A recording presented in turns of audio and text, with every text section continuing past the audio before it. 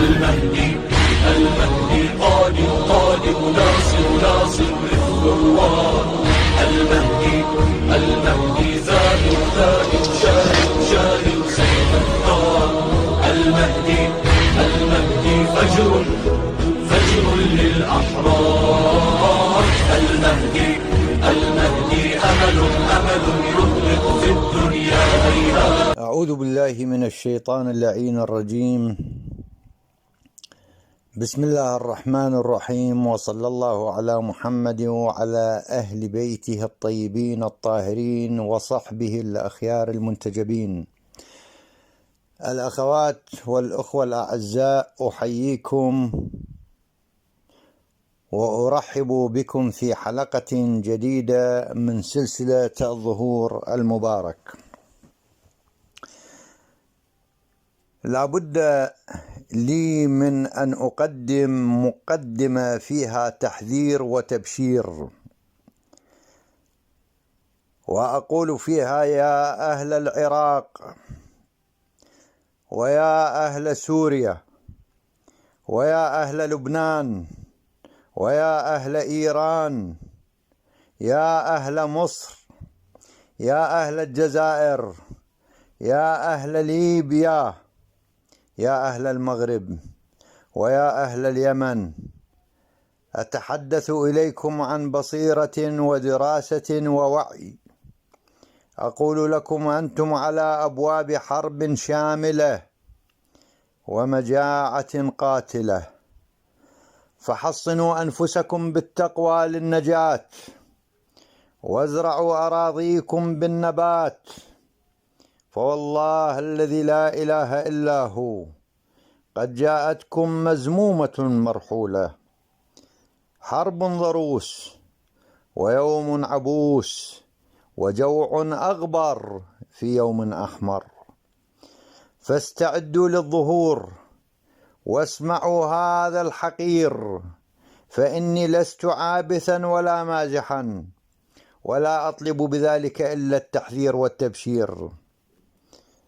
وأؤكد: يا أهل العراق، يا عشائر العراق، ازرعوا أراضيكم، لا تتركوا دونما واحدا، فوالله ستحتاجون إلى الطعام وتندمون على ترك الفارغ منها. فازرعوا ولو كانت حديقة المنزل، واستعدوا لذلك، ولن تطول حتى تنجلي وتشرق الأرض بنور ربها. فنحن في زمن الظهور، بل الظهور على الأبواب. فعن أبي عبد الله عليه أفضل الصلاة والسلام قال: لا يخرج القائم إلا في وتر من السنين، سنة 1 أو 3 أو 5 أو 7 أو 9، وهذا تحديد عام للسنة التي سيظهر فيها عليه السلام.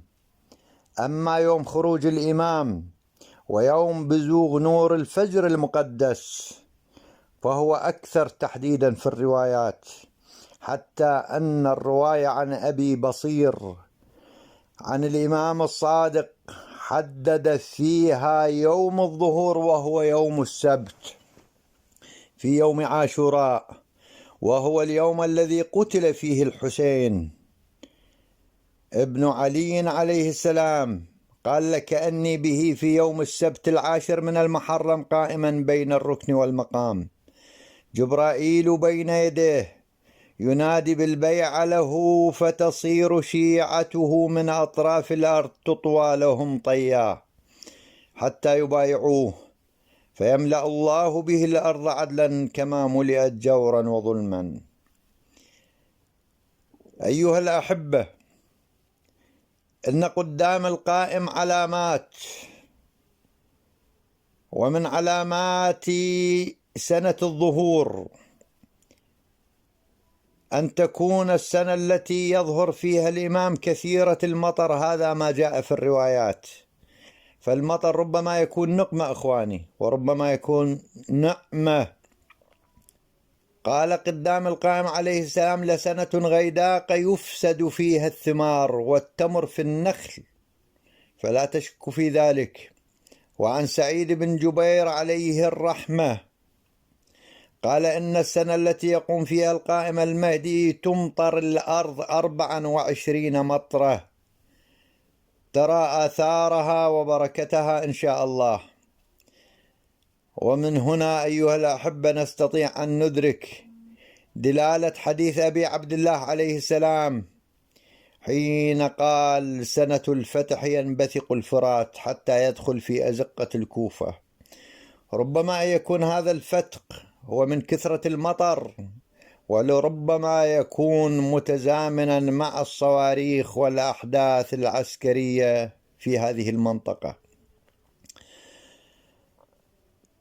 وأن في سنة الظهور أيها الأحبة علاماتها أن تكون سنة كثيرة الزلازل والبرد، يعني كثيرة الزلازل والحالوب كما نسميه نحن في العراق. قيل هذا الأمر وقبل هذا الأمر قتل بيوح.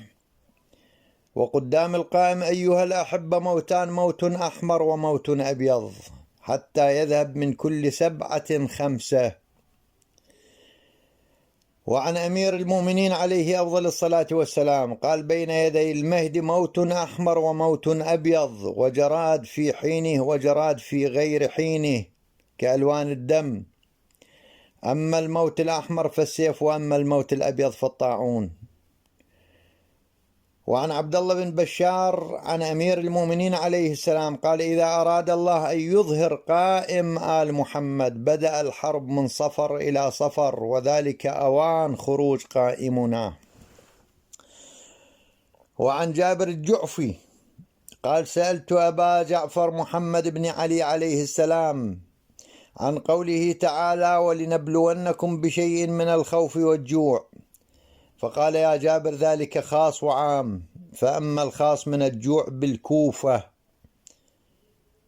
ويخص الله به أعداء آل محمد فيهلكهم الله، ويقصد هنا بالكوفة يعني العراق. قال وأما العام فبالشام يصيبهم خوف وجوع ما أصابهم مثله قط، وأما الجوع فقبل قيام القائم عليه السلام، وأما الخوف فبعد قيام القائم عليه السلام.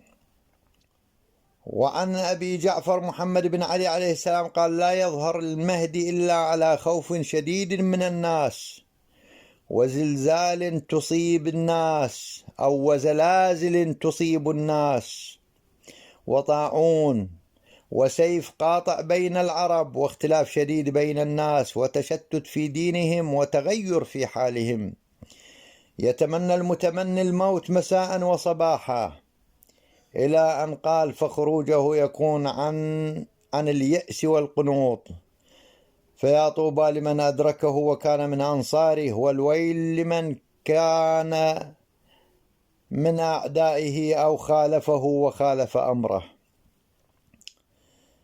وعن أبي بصير أيها الأحبة قال لا بد أن يكون قدام القائم فتنة تجوع فيها الناس ويصيبهم خوف شديد من القتل ونقص من الأموال والأنفس والثمرات، فإن ذلك في كتاب الله لبين. ثم تلا هذه الآية ولنبلونكم بشيء من الخوف والجوع ونقص من الأموال والأنفس والثمرات وبشر الصابرين. فمن مجمل الأحاديث الشريفة أيها الأحبة التي تصف سنة الظهور بأنها سنة كثيرة الزلازل والفتن، والتي تتصف بفقدان الاستقرار السياسي وكثرة الاختلاف والحروب، والتي تنتهي بحرب عالمية كما نؤكد عليها، كما تسميها الروايات معركة قرقيسيا.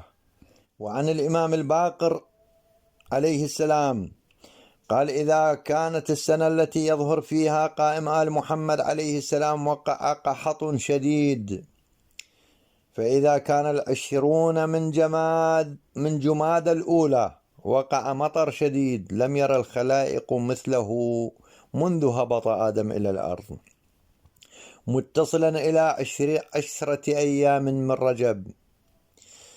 وعن أبي عبد الله قال: إذا قام القائم أمطر الناس جمادى الآخرة 10 أيام من رجب لم تر الخلائق مثله قط.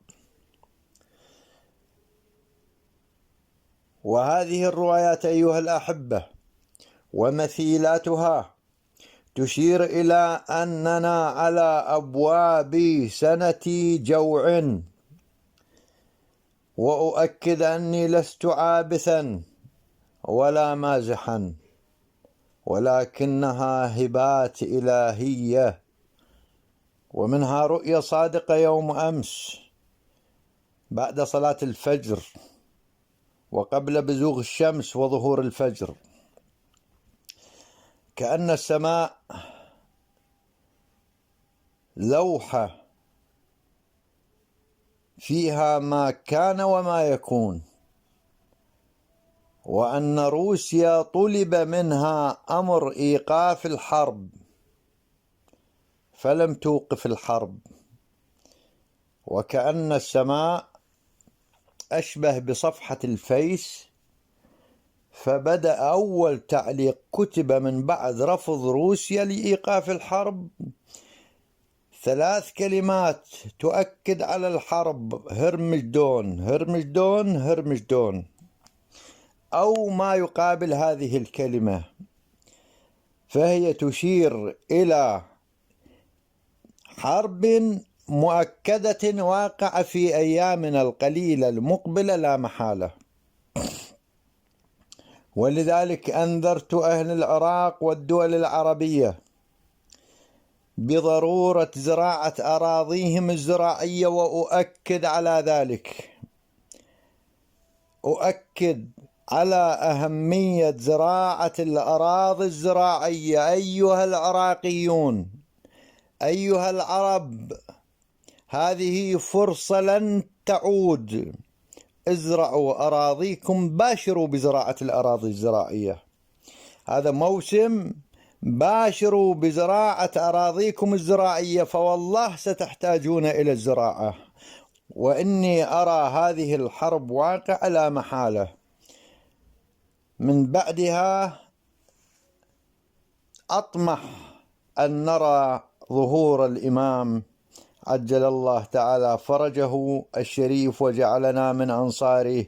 فيا أهل العراق، أيها الموالون، أيها المحبون، أيها المنتظرون، استعدوا واستبشروا خيرا، فإني قد أنذرتكم وبشرتكم. أقول قولي هذا وأستغفر الله لي ولكم، والحمد لله رب العالمين.